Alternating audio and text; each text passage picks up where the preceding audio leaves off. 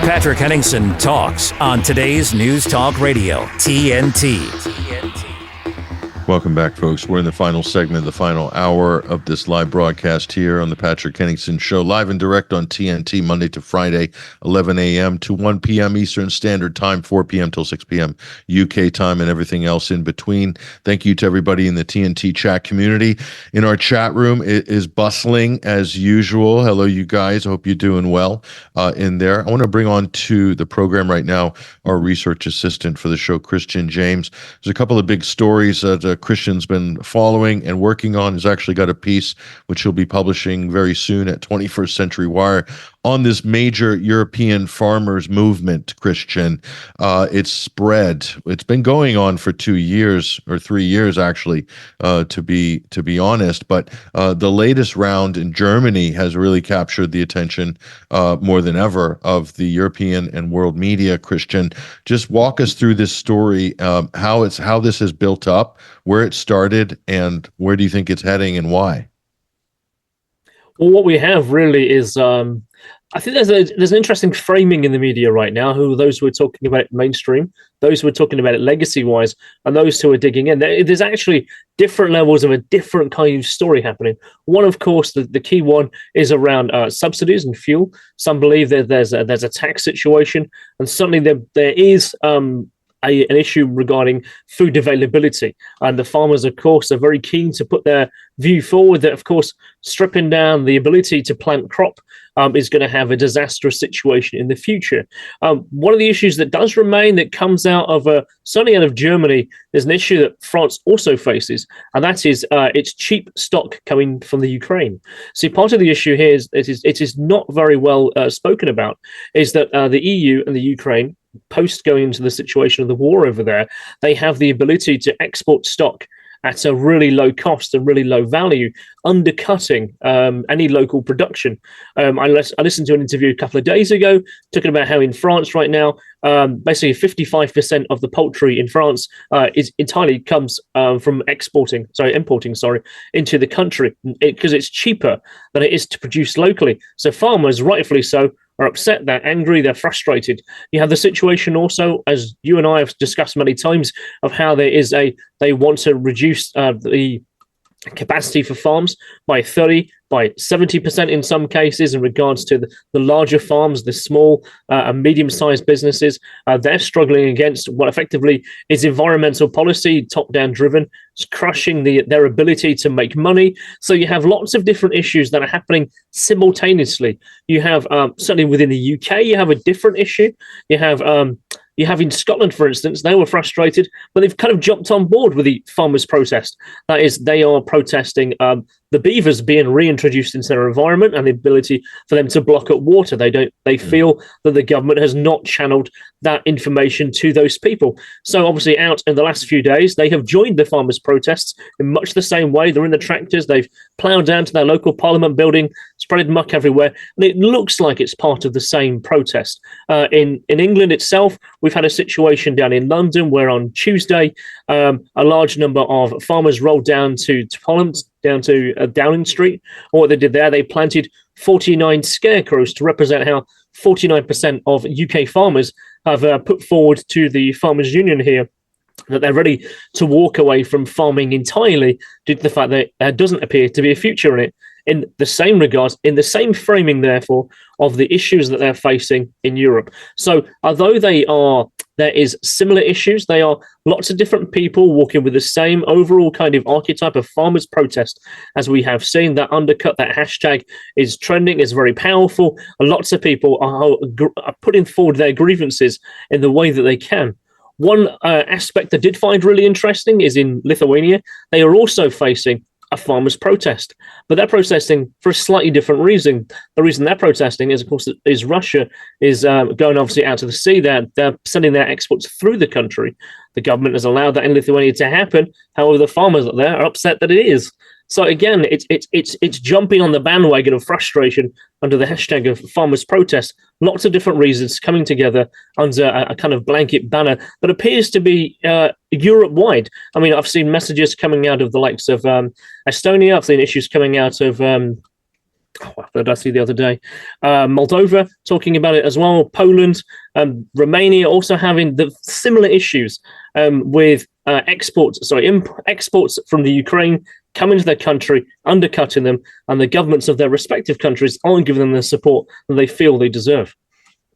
Not only the undercutting of that, and well pointed out, Kristian, on the Ukraine issue, that Polish farmers are also protesting. Yes. They had a major strike. They shut the border down between Poland and Ukraine with the lorries. Yes. But it's not just the flooding it with cheap product, but some of it has been deemed unsafe by European regulators. So there's something in there. I think it's a banned pesticide that they're using in Ukraine. There's other issues too, like, depleted uranium that might come into the picture later on as we get to a fuller picture of the environmental devastation of the war going forward. But so that's interesting because, Brussels, they basically opened the door to Europe for Ukraine. I mean, they're almost Schengen and everything but name.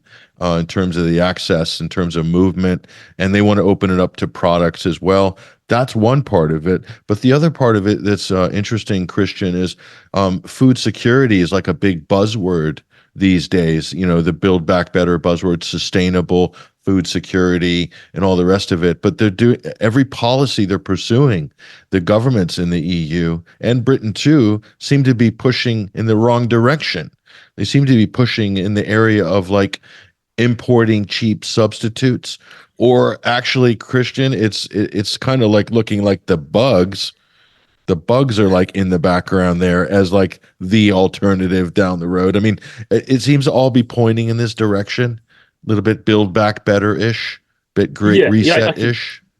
Yeah, we can certainly talk about that when we talk about Great Reset. We talk, obviously, over in Davos, there was reports that came out that contained the terms such as alternative proteins, strip back stock, where we are seeing basically replacement food, or because what we have there is a replacement for a problem that's man-made in the first place. And that man-made issue, of course, here is the fact that the countries, certainly we've seen from the Netherlands, we saw it in France, we saw it in Germany, we saw it in Holland, we saw it now in the UK, they want to reduce our food production ability.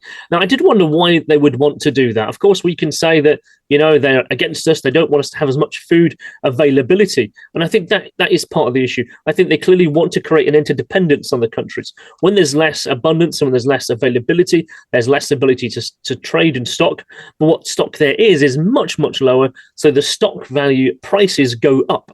So what you find is that you have more for less. You have less stock availability. So you have the profit of that stock that is there is much, much higher. And I think that plays into it as well. I think clearly there is a game of money going on here, as well as the net zero aspect, as well as the farm subsidies issues. But like you said there clearly is a nudge towards it, all kind of aligning in a certain direction. And that certainly is not going to be the good for many people across Europe. Crushing the ability for stock and trade, for small family, medium-sized businesses, farmers, even large bigger companies, who obviously have wide availability and obviously exporting and importing ability. They're feeling the crush quite a lot. They're having to still reduce their livestock. They're still having to reduce their stock capacity. I mean, these companies may not survive in this environmental situation that they're finding themselves being pushed into. There's that, and also so you got two things. You got that WEF agenda pushing this as well. You've got the kind of, who knows, Kristian, maybe legitimate environmental concerns about the effect of big Agra chemicals and nitrate products on the environment. This is a legitimate area of inquiry, okay? Especially when we're talking about water tables and things like that. So, and massive industrial scale livestock farming also has a lot of environmental blowback as well on that. So, those are like on the surface, very legitimate concerns and issues. But the problem is, Kristian, we've spoke to many organic farmers on this issue, including like the pioneer of British organic farming, Julian Rose. And yes, it's really a question of methods. Like, you can still have farming, you can still have livestock, but what products are you using? What are the methods in which you're producing? And are these big corporate monopolies who have created huge amount of inequity in the big agri market? And I think that's also one of the problems as well, is that a lot of these smaller farmers are having problems competing with the monopolies that have gamed the whole market, basically. So there's a couple of those other issues that are not actually being seriously addressed. It seems like all the focus is on certain ones, sustainable development, rightfully so, WEF diktats, etc. But those big sort of issues of monopolies, corporate monopolies, those are the guys with power, though, when it comes to government decision making, isn't it? Go ahead. Yeah, no, it certainly is that they do have the ability to work together and to push what potentially might be an agenda. I've seen certainly pictures and videos, and as I'm sure many listeners and viewers have, of that mainly it seems to focus around farmers saying you need availability of food. The future is food, really, food security. Food sovereignty is something that a lot of countries talk about. So the UK talks about food sovereignty quite a bit. But what you find is that if we are to go down these lines of narratives where you have countries and certainly regions stripping down their stock availability, potentially it might get rid of borders because you have to rely on each other. You have to almost merge together to have the available stock required for your populace and your population and your animal feed and your stock. So I do wonder how that plays into it as well. Is it the ability for a top-down organization to say, well, we've got to strip away these borders to make sure we've got enough food for everybody? And there needs to be sustainability for all. And that's certainly a thread that I saw, obviously, circulating on X a couple of days ago. But what we've also seen is that it's not just in Europe this is being faced. I saw a story coming out of Bolivia facing much the same issue over there. Slightly different angle, but again, it's hashtagged with farmers' protests. So that visibility, that social media traction is certainly there. You have certainly people from the Evo Mendes, who is the former president, prime minister over there. So, of course, he was ousted a couple of years ago in regards to what some would say is a coup, but he's very popular with the people, the peasants. And that's their terminology. They have their the Single Confederation of Peasant Workers of Bolivia, which basically is their largest union. They have formed together to basically block the main highways and the throughways of Bolivia, saying that the current president who's in there is there by illegal means. But again, it's hashtagged on to the same topic, so it trends and threads. So what we have here, I think you have inspiration happening sporadically through the diaspora of social media. Lots of different reasons, all walking together down the same umbrella path of the farmers' protest. So I think peasants. They're also, the peasants, not just in South America. That's interesting. They call themselves that, Kristian. But the average farmers, small, medium-sized holdings in Britain, for instance, they're complaining that they're peasants, and many of them have become sort of almost sharecroppers to these big agri companies that are the Bill Gates of the world, buying up farmland. And you have to buy their products. It's kind of what they did to the breweries did to the pub industry in Britain. They turned them all into sharecroppers and indentured servants, all in debt and having to work for pennies compared to maybe what their forefathers earned for doing the same work, basically. But that's an issue, isn't it? This is 21st century peasant on the land. Yes, for sure. I think that the value of scarcity as well, when you drive down, so when you drive down the stock availability, you basically make it more scarce. That becomes more valuable. So I think that's really a key issue there, is that someone's getting more for less, and it certainly isn't the people, because they can't afford to be on the land. So they're facing the situation. I was listening to a podcast just a couple of days ago of a farmer who spoke into the show, and he was having suicidal thoughts over the course of the last year, simply because he can't support his family. So, and he was saying that he was in Germany, and he wanted to join the protests but couldn't do so because ultimately his farm would suffer with him not being there. And I kind of wonder how much of that also is very prevalent. So we have this huge visibility of all these thousands of truckers on the road making their statements known, and rightfully so. How many can't afford to do that? Just because they have to keep the lights on, keep the business running. So I think the protest is much, much larger than it is visibility, regardless of the size that we're seeing it at. Oh, much larger. That's the big invisible majority there that's not out on the street. Like you said, that's incredible. They can't afford to protest, literally. So that's going on. And just, I want to get to this conscription story in Britain, because this is crazy. But what just explain to us what rewilding is, Because this is a big Yes. push, isn't it, in Britain? What is it?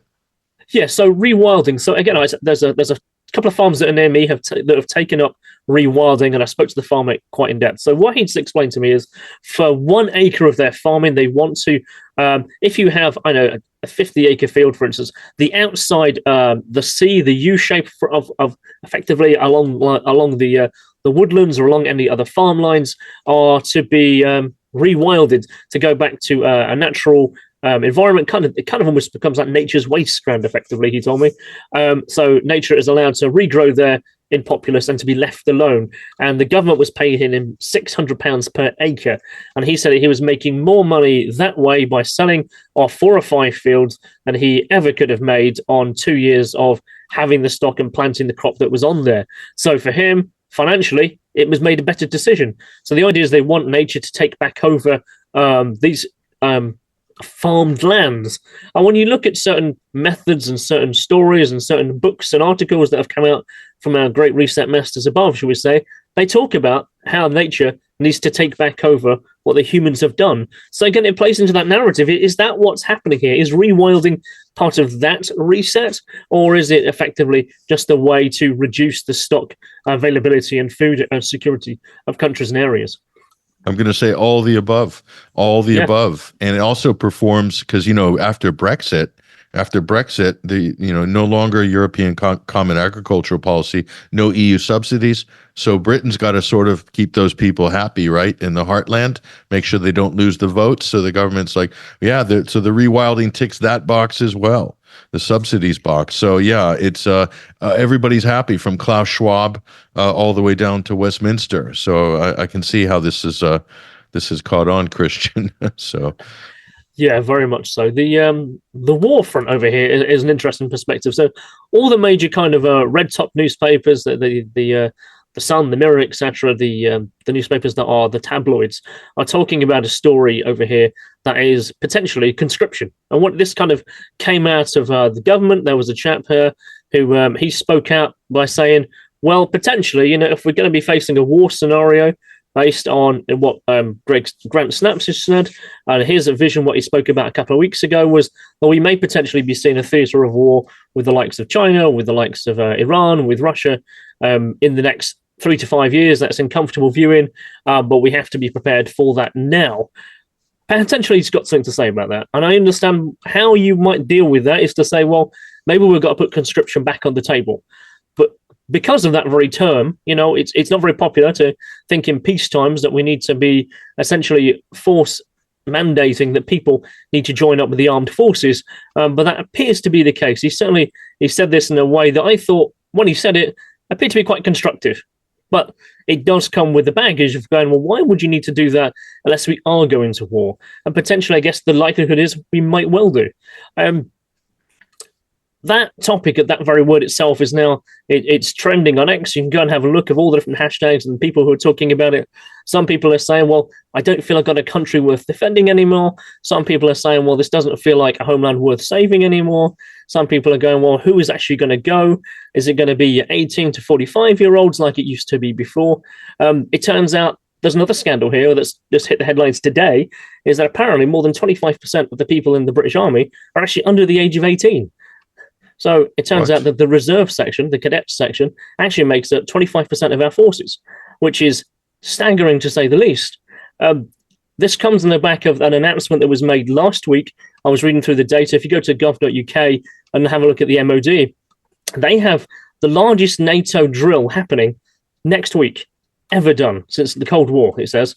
There's 20,000 British troops who are going to be motivated. They're going to be sent out. But the place they're going to is quite interesting. So they're going to the Middle East, basically. They're going to the Middle East and also Eastern Europe. There's going to be 20,000 soldiers who are going to boost and boast a NATO strong line. The Defense Secretary said this includes tanks, helicopters, heavy artillery, going right out to the front lines of Russia. Why would that be the case? Why would they need to do that to show a solidarity, strength of force from NATO, led by Britain, to show that we have the strength and capability against that, when it appears to be, and I'm sure Russia has seen it, we can't even have the people. We don't have enough people. within our military. I'm sure the UK column, the likes of many different news journalists have been speaking out about it over the last 10 years. We've been reducing our army year on year on year, and our armed forces in the military have been scaled back to the point where it almost seems, do we even need an army? And we think at one time that was the plan, that was the case, as there was the European Defence Union on the horizon. That has become a formidable place, and that hasn't been mentioned other than documents that speculated exists, but basically it's a standing army that Europe would occupy. NATO and that union themselves are at odds with each other, because of course they have different end goals. But what's going to see, there's going to be obviously submarines are going out there, there's going to be a strike carrier group going out to the Bering Sea. So this is the army's plan to show their strength and their solidarity, this joint allied force out there led by us tactically. We also, this past week, had the Britain show off its Dragonfire laser, which is basically is a high-powered laser mounted that could shoot down aerial targets. And I don't know if you know this, about a year ago, China showed off it had a laser of its own that was mounted on one of its battleships that I guess forced us to make an equal operating equivalent. So we're now seeing clearly a boast. Who's got more weapons than you? Who's going to be going to war? Who has more strength? This kind of saber rattling with the tips of the sabers going. So they're showing off what they have, showing off what they can do.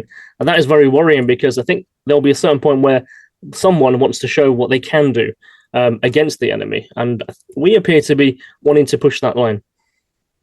Yeah, it is true. Yeah, Britain's been dismantling its military forces for like the last 20 years at least, and to the point where, I mean, they're offering people early retirement, all sorts of stuff, extra pensions and so forth.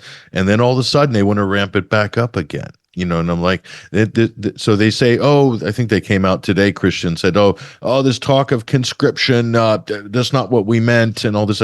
No, it is what they meant, because they need to ramp up this kind of NATO drive against Russia. And the difference between this is an interesting debate, obviously, but the difference between a European collective defense force and NATO is one of those is run by the United States and one of them is not.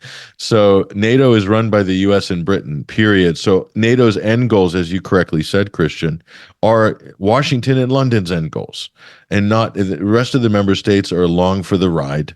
You just look at the numbers and you look at their reactions to things. They have to be pulled by their ear for everything. But a European collective defense force is not run by the U.S. This is why the United States ultimately doesn't want to have that.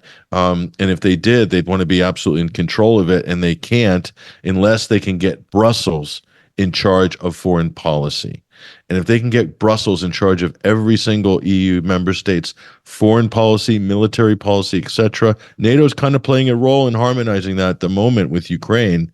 So we could have that down the road, but the U.S. have to control it. Britain has to control it. That might mean Britain getting back in the EU, by the way, as one of the sort of byproducts of that. Now, I have spoken to chief aides of members of parliament who acknowledge that that's a very strong possibility in the next couple of years, and they admitted that. So that's an interesting dynamic. I think we're kind of seeing something happening here, Kristian, and they're maneuvering, they're jockeying for position. But listen, looking at what's the human toll in Ukraine, the trench warfare, the amount of Ukrainians that have died fighting Russia, I cannot see any benefit in throwing anybody from European country or Britain into that meat grinder. Literally for what? It's almost like it's human sacrifice at this point. Looking at Ukraine, it's absolutely disaster.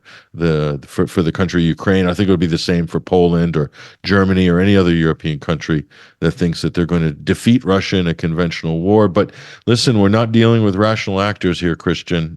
We're dealing with megalomaniacs, profiteers, oligarchs, all sorts of other miscreants on this. So it's all great that we're having a rational discussion on this, but I'm wondering if that's happening at the level of government. I'm not sure. I'm not convinced. Your final thoughts before we break for this program, Kristian? Well, yeah, ultimately, when we talk about conscription, you got facts that don't line up. I mean, why would a government want compulsory conscription if it's actively looking to reduce the armed forces to save money? It doesn't make any sense. And I think that just that very sentence there, I think if that's said in Parliament, I think everyone's just going to be looking around at each other going, oh yeah, we need to save money, don't we? I mean, myself in Plymouth, just out the door, Plymouth Harbor, I see that aircraft carrier all the time, the British aircraft carrier off the coast of Cornwall. No planes on it. No. No planes on it. It's not being deployed anywhere. Like, what's it doing? It's just driving around Britain, parking up in different places, doing drills. They're doing different drills and interoperability exercises with it, but it's not like being deployed to the Red Sea or anything. It doesn't have enough staff, I think, if I'm not mistaken. Doesn't have the planes. That's like, right. What is it? Run aground, yeah.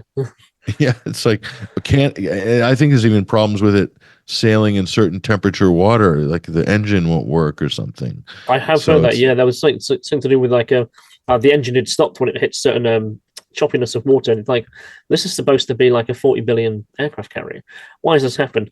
Why it doesn't have any planes is beyond me. But then again, we sold all the planes we had basically to the solution companies and to the US. I mean, it's supposed to have Eurofighters on board, and they're not ready yet. They won't be ready till 2027, which is you have a ship ready to go with state-of-the-art tech or whatever, but you have no vehicles on it for use. So is it going to be that the US take advantage of that piece of equipment? I don't know. They'll probably drive it into Glasgow or something and turn it into luxury flats, or maybe a theme park, maybe a museum. I don't know. Lots of potential there. Lots of ideas. Kristian James, research assistant for the show. Thank you again for joining us, and look out to 21st Century Wire. Kristian has an excellent article coming up about the farmers' protests right across Europe and the world. Looking forward to that as well. Thank you, Kristian, for joining us. Thank you very much, Patrick. A pleasure as always. There he goes, ladies and gentlemen. That is Kristian James. Fantastic lineup of stories. A lot of stuff to digest. And also big thanks to Trish Wood, investigative journalist from Canada, also in the second hour. And then before that, Brian Fail, investigative journalist covering election integrity, as they say, in the United States. Not much integrity by the looks of it. I'm Patrick Henningsen, your host. It's been real. It's been great. Appreciate you guys. We'll be back with another big...